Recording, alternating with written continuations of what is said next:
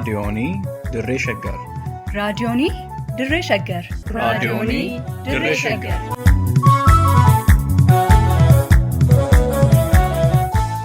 Raadiyoonii Dirree Shaggari. Raadiyooniin Dirree Shaggar torbaan guutuu guyyoodhaan galgalatti sa'aatii tokkorraa eegalee hamma sa'aatii tokkoof walakkaatti dambalii gabaabaa meetir baandii 19 kiiloo heerzii 15,415 irratti qophii dabarsuu hamma jalqaba. Raadiyoonii Dirree Shaggar. Ashamaa harka fuune akkam jirtu dhaggeeffattootaa fi hordoftoota raadiyoonii Dirree Shaggar. Oduu sa'aatii kanaa qabannee isinii dhiyaanneerraa oduu waliin an Iftuu Galataati. Magaalaa Finfinnee kutaa bulchiinsa magaalaa Kolfeetti gareen finxaaleeyyii Amaaraa alaabaa lummuxxii qabannu malee taabota hin galchinu jechuun jeequmsa kaasan. Godina Horroo Guduruu Wallaggaa aanaa Amurutti finxaaleeyyoonni Amaaraa ilmaan Oromoo ajjeesaa jiraachuun himame. Hidhattoonni Sudaan kibbaa daangaa Itoophiyaa ce'anii naannoo Gaambeellaatti haleellaa banan. Kunneen oduuwwan ijoo har'aati. Amma bal'inaan isin biraan ga'a. Amma xumuraatti nu waliin tura.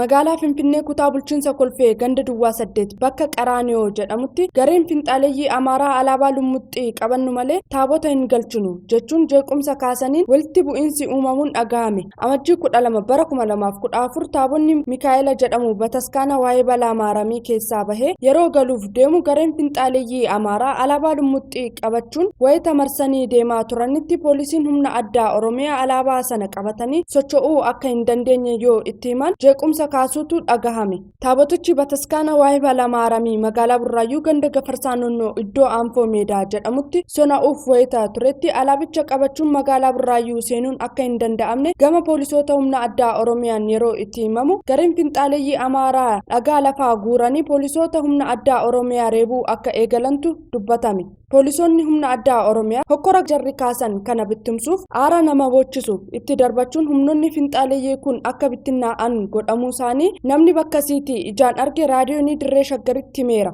Gareen finxaaleeyyii kun eega bittinnaa'ee booda qeesonnii fi namoonni alaabicha of harkaa hin qabne taaboticha akka galchaniif eeyyamamus qeesonni mana amantaa da'oo godhatanii ilaalcha nafxanyummaan machaa'an taabotichi garee finxaaleeyyii kana malee galuu hin danda'u jechuun bataskaana biraa Madaanaalamii Qaraani'oo jedhamutti galchuun hokkorri akka hammaatu gochuutu dubbatame. Sanaan booda amajjii 13 bara 2014 paartii Baaldaraas dabalatee gareen finxaaleeyyii Amaaraa hordoftoonni amantichaa bakka hundaa birmachuun taaboticha humnaan akka galchaniif waamicha gochaa turaniiru. Haa ta'u malee kaleessas alaabicha qabatanii magaalaa Burraayyuu akka hin seenne dhorkamuu isaaniitiin qeesonnii fi namoonni alaabaa lummuxxii of harkaa fi uffata isaaniirraa hin qabne qofti sakatta'amuun akka galchan godhamuu maddi raadiyoonii Dirree Shaggar kun ifoomseera. Hokkora gareen finxaaleeyyii uuman kanaan namoonni osoo baqatanuu walirratti kukkufuun lubbuun namaallee akka darbe maddeen raadiyoonii Dirree Shaggar bakkas turan mirkaneessaniiru jechuun kan gabaase Wabii Waaqooti.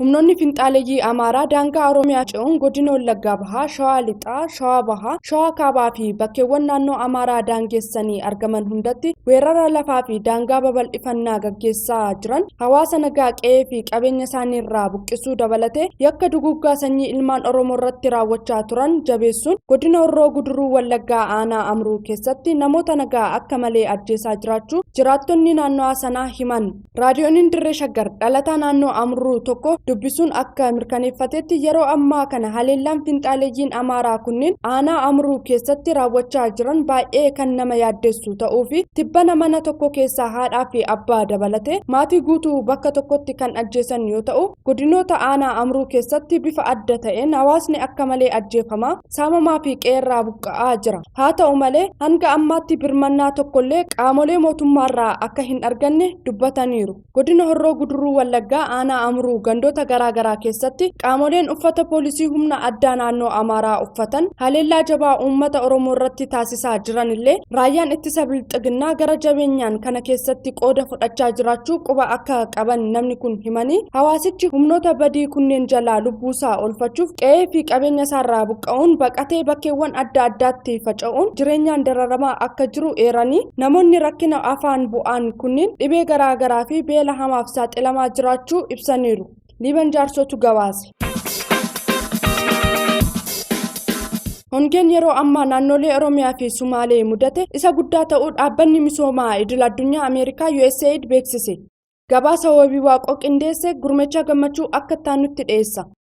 Hongee Itoophiyaa naannoo Oromiyaa fi Sumaalee keessatti uumamee jiru hordofee dhaabbanni misoomaa idil addunyaa Ameerikaa qorannoo taasiseen waggoota 40 booda hongee yeroo ammaa hanqina roobatiin naannolee lamaan mudate isa guddaa ta'uu beeksise. Naannolee lamaan keessatti namoonni fi beeladoonni bishaanii fi nyaata dhabanii du'aa jiraachuu dhaabbatichi qorannoo isaatiin ibseera.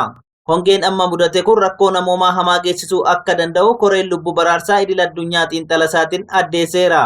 haa ta'u malee hoogganaan biiroo koominikeeshinii naannoo Sumaalee Abdul Qaadir Rashid gabaasa dhaabbanni gargaarsaa idil addunyaa Ameerikaa kenne hin fudhannu jedheera.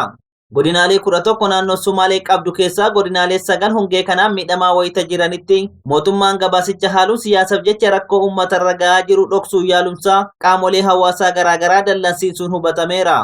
Sababa hongee kanaan kibba Oromiyaa godinoota Booranaa fi Gujiitti akkasumas kibba Bahaa Oromiyaa Baalee Bahaa keessatti lubbuun beeladootaa kumaatamaan darbaa jiraachuu mootummaan naannoo Oromiyaa ibsullee mootummaan bilxiginnaa waraana biyyattii keessatti labsuun hongee mudate kana xiyyeeffannaa dhoowwatee akka babal'atuuf sababa ta'uunsaa ummaticha dheekkamsiiseera. Bahaa Oromiyaa godinoota Harargee lamaan keessatti illee hongeen kun babal'achaa jiraachuusaa raadiyoon Dirree Shaggar gabaasaa turuun ni yaadatama. Godina Shawaa Kaabaatti hidhattoota eenyummaan isaanii hin beekamneen saamichi gaggeeffamuu itti fufee jiraachuu jiraattonni dubbatan. Godina Shawaa Kaabaatti lolli cimaan waraana bilisummaa Oromoo fi hidhattoota bilxiginnaa gidduutti taasifamuu eegalee waggaa lamaaf kan deemu yoo ta'u lola naannoo sanatti godhamaa jiru daheeffachuun gareen hidhannoo guutuun ijaarame eenyummaa isaa wallaalame saamicha irratti bobba'uun aanaalee godinichaa keessatti saamicha gurguddaa gaggeessaa ture. Ammallee aanaalee kanneen akka warra Jaarsoo, Kuyyuu fi Dagamitti saamicha jajjabaa itti fufuusaatiin uummanni naannoo sanaa daran hadheeffachuusaa jiraattonni dubbatan. Maddeen raadiyoon Dirree Shaggar godina Shawaa Kaabaa aanaalee adda addaarraa odeeffannoo qoodanii hidhattoonni eenyummaan isaanii hin beekamne kunniin baatii 5 oliif saamicha wayita gaggeessanitti qaamoleen nageenyaa callisanii ilaaluun gareen kun poolisii Oromiyaa dabalatee milishaa mootummaa waliin quba akka qaban kan agarsiisuu fi gareen kun ammoo maqaa waraana bilisummaa Oromoo balleessuuf saamichaa fi doorsisa adda addaa gaggeessaa jiraachuu dubbatan. Jiraataan aanaa warra Jaarsoo tokko akka jedhanitti halkan uummanni saamamee bulee guyyaa mootummaan itti gaafatamummaa waraana bilisummaa Oromoof kenna. Garuu bakkeewwan saamichi itti raawwatamaa jiru iddoowwan qaamoleen nageenyaa buufatanii fi baay'inaan socho'an ta'uun ammoo saamicha kana kan gaggeessaa jiru hidhattoota mootummaa akka ta'an nama shakkisiisa. Erga jedhee booda waraanni bilisummaa Oromoos miseensonni isaa beekamtii waraanichaa malee hidhattoota mootummaa waliin qindaa'uun saamicha irratti bobba'an yoo jiraate adda baasuun tarkaanfii fudhachuu akka qabuu fi saamicha aanaa warra Jaarsoo dabalatee guutummaa godina Shawaa Kaabaa keessatti gaggeeffamaa jiru irratti deebii akka kennu gaafateera jechuun kan gabaase Liiban Jaarsooti. Hidhattoonni Sudaan Kibbaa Murlee jedhamuun beekaman daangaa Itoophiyaa ce'anii naannoo Gaambellaatti haleellaa raawwachuun dhaga'ame. Gareen hidhattoota Sudaan Kibbaa Murlee jedhamu naannoo Gaambellaa seenuun haleellaa raawwachuu koominikeeshinii poolisii Gaambellaa waabeffachuun Addis Standard gabaasa amajjii 13 bara 2014tiin ifoomseera. Haleellaa gareen hidhattoota Sudaan Kibbaa Murlee jedhamu raawwate kanaan lubbuun namoota 8 yoo darbu namoota 5 irratti miidhaan cimaa fi salphaan qaqqabuun beekameera. Hidhattoonni Sudaan Kibbaa Murlee jedhaman kun Itoophiyaa keessa seenanii naannoo Gaambellaa godina Nuweer aanaa Akooboo ganda kan kaanii jedhamutti lammiilee nagaarratti dhukaasa banuun miidhaa kana geessisuu koomishinarri koomishinii poolisii naannichaa Abulaa Ubong ibseera. Yeroo ammaa naannichi poolisii humna addaa naannichaa fi milishaa aanichaa bobbaasuun garee hidhattoota Sudaan Kibbaa Murlee jedhamu kana uummatarraa eegaa akka jiru ibsameera. Yeroo humnoonni biyya alaa daangaa biyyattii cabsanii seenuun birmadummaa biyyaa sarbanitti mootummaan Bilxiginnaa duula walabummaa biyyaa kabachiisuu jedhuun lammiilee isaarratti waraana banee nagaa fi tasgabbii uummataa jeequrratti argama. Hidhattoonni Sudaan Kibbaa Murlee jedhaman kun waggoota muraasaa dura daangaa Itoophiyaa ce'uun godinoota Nuweerii fi Anyuwaa keessa daa'imman hedduu ukkaamsanii fudhachuu, loon 2,000 olii oofanii deemuu fi lubbuu namoota 170 olii galaafachuu isaanii kominikeeshinii poolisii naannichaa yaadachiiseera. Lola alaa fi keessaan gaggeeffamaa jiruun haalli jireenya uummata biyyattii yaaddoo hammaataa keessa galeera. Jeeqama siyaasaa uumame kanaan dinagdeen biyyaa garmalee rukutamee qaaleensa jireenyaa mudateen uummanni rakkoo hammaataaf saaxilamee jira jechuun kan gabaase Wabii Waaqoti. Itoophiyaa keessatti nagaan akka dhufuuf Eertiraan dhimma Itoophiyaa keessaa bahuu akka qabdu dureen adda bilisa baasaa uummata Tigraay Dr. Dabratsiyoon Gabramikaa'el dubbate. Biyyi erga bilisummaa ishee labsitee gadaa afuriif Isaayyaas Afeworqiin bulaa jirtu Eertiraan waraanota biyyoota ollaa kanneen akka Sudaan, Jibuutii, Yaman akkasumas walwaraansa waggaa tokko oliif humnoota mootummaa Itoophiyaa fi hidhattoota Tigraay gidduutti gaggeeffamaa ture keessatti dhiyeessii meeshaalee waraanaa fi humna namaan mootummaa Abiyyi Ahmad gargaaraa turte dhimma Itoophiyaa keessaa hanga hin baanetti rakkoon dhalate akka hin furamnee fi nageenya akka dhufuuf Eertiraan dhimma Itoophiyaa keessaa harka baafachuu akka qabdu ibsa duree adda bilisa baasaa uummata Tigraay Dr. Dabratsiyoon Gabramikaa'el kennee waabeeffachuun The African Report gabaaseera.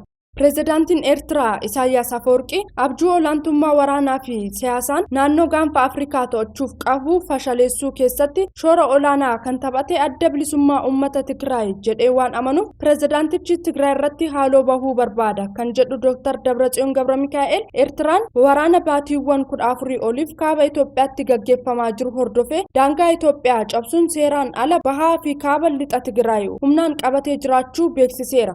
Bulchaa abbaa irree gaanfa Afrikaa kan ta'e Isaayyaas Afeworqii kaayyoowwan jajjaboo lamaaf duree paartii Bilxiginnaa Dr. Abiyyi Ahmadii fi finxaaleeyyii Amaaraa mararfachuu walta'iinsa waliin uumuu kan himu Dr. Dabratsiyoon Gabramikaa'el Eertiraan olaantummaa waraanaa fi siyaasaa naannoo gaanfa Afrikaatti dhabdee turte deebifachuuf adda bilisa baasaa uummata Tigraay siyaasa Itoophiyaa keessaa dhiibuu fi yoo danda'ameef ammoo gonkumaa balleessuuf jechuun himateera. Liiban Jaarsotu gabaase.